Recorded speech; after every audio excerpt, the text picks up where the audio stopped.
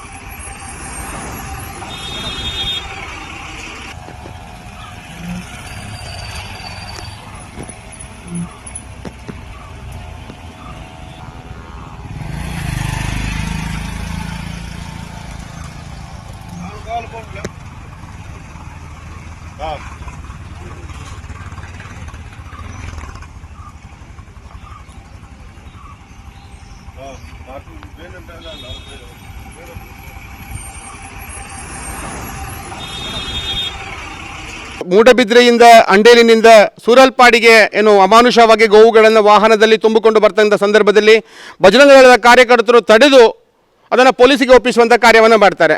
ಈ ತಡೆಯುವಂಥ ಸಂದರ್ಭದಲ್ಲಿ ಗೋವಿಗೆ ರಕ್ಷಣೆಗಿರತಕ್ಕಂಥ ಹಿಂದಿನಿಂದ ಒಂದು ಕೆಂಪು ಕಲರ್ನ ಬೊಲೆರೋ ಗಾಡಿ ಬರುತ್ತೆ. ಆ ಗಾಡಿಯಲ್ಲಿ ಎರಡು ಗೋ ಹಂತಕರು ತಲೆಗೆ ಕೇಸರಿಯನ್ನು ಜನರಿಗೇನು ಅಂಗ ಮಾಡಲಿಕ್ಕೋಸ್ಕರವಾಗಿ ಕೇಸರಿ ಬಟ್ಟೆಯನ್ನು ತಲೆ ಕಟ್ಟಿರ್ತಾರೆ. ಅಲ್ಲದೆ ಅದೇ ಗಾಡಿಯಿಂದ ನಮ್ಮ ಬಜರಂಗ ದಳದ ಗಾಡಿಗೆ ಫೈರಿಂಗ್ ಕೂಡ ಆಗಿರುತ್ತೆ. ಆ ಫೈರ್ ಮಿಸ್ಫೈರ್ ಆಗುತ್ತೆ.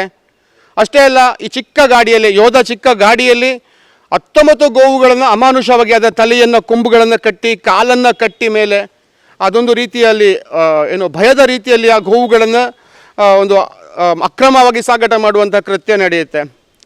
ಇತ್ತೀಚೆಗೆ 2 ವಾರಗಳಲ್ಲಿ ಸುಮಾರು 5-6 ಪ್ರಕರಣಗಳಲ್ಲಿ 1 ಕ್ವಿಂಟಲ್ಗಿಂತಲೂ ಅಧಿಕ ಗೋಮಾಂಸವನ್ನು ಬಜರಂಗ ದಳದ ಕಾರ್ಯಕರ್ತರು ಹಿಡಿದು ಪೊಲೀಸರಿಗೆ ಒಪ್ಪಿಸುವಂಥ ಕೆಲಸವನ್ನು ಮಾಡಿದ್ದಾರೆ. ಕಳೆದ 2 ದಿನಗಳ ಹಿಂದೆ ಪ್ರೆಸ್ ಮೀಟ್ ಕೂಡ ನಡೆಯುತ್ತೆ.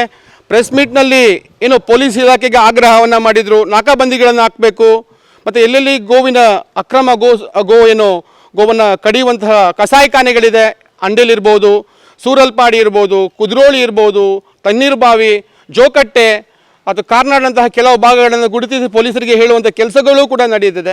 ಆದರೆ ಪೊಲೀಸರು ಇದರವರೆಗೆ ಯಾವುದೇ ರೀತಿಯಂತಹ ಕ್ರಮವನ್ನು ಕೈಗೊಂಡಿಲ್ಲ. ಮಾಂಸ ಪತ್ತೆ ಮಾಡಿದ್ದಾರೆ. ಆ ಕಡಿಯಲ್ಪಟ್ಟಂತಹ ಕಸಾಯಿಖಾನೆ ಎಲ್ಲಿ, ತನ್ನಂತಹ ಗೋವುಗಳಿಂದ ಎಲ್ಲಿಂದ ಬಂದಿದೆ, ಹಾಗೂ ಆ ಕಸಾಯಿಖಾನೆಗಳನ್ನು ಮುಟ್ಟುಗೋಲು ಹಾಕಬೇಕು, ವಾಹನಗಳನ್ನು ಮುಟ್ಟುಗೋಲು ಹಾಕಬೇಕು ಅಂತ ಎಲ್ಲ ವಿಷಯವನ್ನು ಪೊಲೀಸರಿಗೆ ತಿಳಿಸಿದ್ರು ಕೂಡ ಯಾವುದೇ ಕ್ರಮವನ್ನು ಕೈಗೊಂಡಿಲ್ಲ. ಹಾಗಾಗಿ ಪೊಲೀಸ್ ಇಲಾಖೆಯ ವೈಫಲ್ಯದಿಂದಾಗಿ ಇವತ್ತು ರಾಜಾರೋಷವಾಗಿ ಗೋವಿನ ಸಾಗಾಟ ನಡೀತಾ ಇದೆ. ನಾನು ಎಚ್ಚರಿಕೆಯನ್ನು ಕೊಡಲಿಕ್ಕೆ ಇಷ್ಟಪಡ್ತೇನೆ. ಯಾಕಂತ ಹೇಳಿದರೆ ಇದಕ್ಕಿಂತ ಮುಂಚಿತವಾಗಿ ನಮ್ಮ ಧಾರ್ಮಿಕ ಭಾವನೆಗೆ ಗೋವನ್ನು ನಾವು ತಾಯಿ ದೇವರು ಅಂತ ನಂಬ್ತೇವೆ. ಅಂತಹ ಗೋವುಗಳನ್ನು ಅಮಾನುಷವಾಗಿ ಈ ರೀತಿಯ ಭಯಾನಕ ವಾತಾವರಣ ನಿರ್ಮಾಣ ಮಾಡಲಿಕ್ಕೋಸ್ಕರವಾಗಿ ಈ ರೀತಿಯ ಸಾಗಾಟವನ್ನು ಮಾಡ್ತಾ ಇದ್ದಾರೆ. ಅವರಿಗೆ ನಾನು ಎಚ್ಚರಿಕೆಯನ್ನು ಕೊಡಲಿಕ್ಕೆ ಬಯಸ್ತೇನೆ. ಇದಕ್ಕಿಂತ ಮುಂಚೆ ಕೆಲವು ವರ್ಷಗಳ ಹಿಂದೆ ಕೊಟ್ಟಾರದಲ್ಲಿ ಇಂತಹ ಘಟನೆ ನಡೆದಾಗ 2 ದಿನ ಮಂಗಳೂರು ಬಂದ್ ಆಗಿತ್ತು.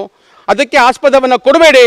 ಈ ಪೊಲೀಸರು ಬಜರಂಗ ದಳದ ಕಾರ್ಯಕರ್ತರು ಗೋವುಗಳನ್ನು ತಡೆದಿದ್ದಾರೆ. ಆ ಗೋವುಗಳು ಎಲ್ಲಿಂದ ಬಂದದ್ದು, ಯಾರ ಮನೆಯಿಂದ ಕದ್ದದ್ದು, ಅದನ್ನು ತನಿಖೆ ಮಾಡಬೇಕು. ಎಲ್ಲಿ ಕಸಾಯಿಖಾನೆಗೆ ಅದನ್ನು ಕೊಂಡೋಗಲಾಗ್ತಾ ಇತ್ತು ಎಲ್ಲ ಕೂಲಂಕುಷವಾಗಿ ತನಿಖೆ ಮಾಡಿ ಅವರನ್ನು ಬಂಧನ ಮಾಡಿ ಕಾನೂನು ಕ್ರಮವನ್ನು ಕೈಗೊಳ್ಳಬೇಕು ಅಂತ ಆಗ್ರಹವನ್ನು ಮಾಡ್ತಾ ಇದ್ದೇನೆ.